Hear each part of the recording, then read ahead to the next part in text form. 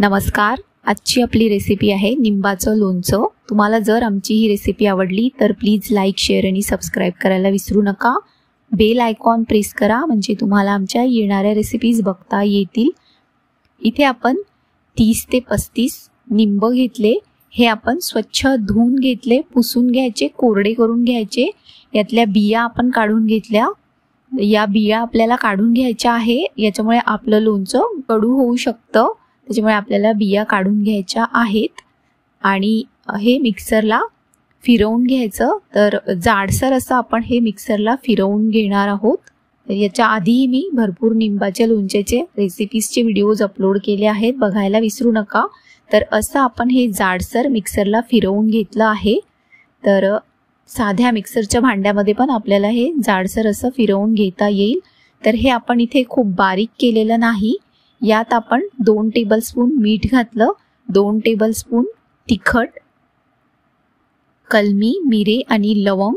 तर कलमीचे 2 तुकडे, 4 ते 5 लवंग, 4 ते 5 मिरे आणि हे बारीक केल्यानंतर आपण मोजून घेतलं आहे. तर 4 कप निंबाला 4 कप साखर आपल्याला घालायची आहे आणि हे छान मिक्स करून घ्यायचं आहे. सोपी रेसिपी आहे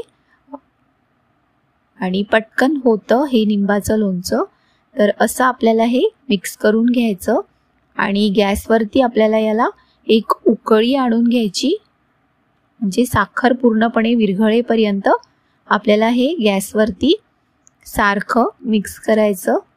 तर सोपी रेसिपी आहे आणि हे लोणचं बनवल्यानंतर वर्षभर आपण वापरू शकतो.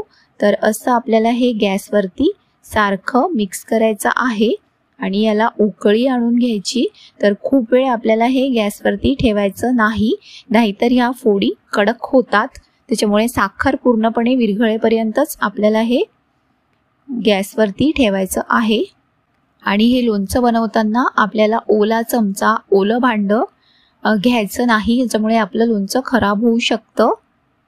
तर इथे हे असं छान मिक्स झालेलं आहे, साखर मेल्ट झालेली आहे.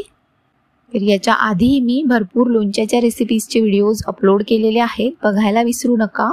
तर इथे आपल्या या लोणच्याला छान उकळी आलेली आहे आणि साखर पण छान मेल्ट झाली आहे. आपण गॅस बंद करणार आहोत आणि हे थंड झाल्यावर छान घट्ट होतं.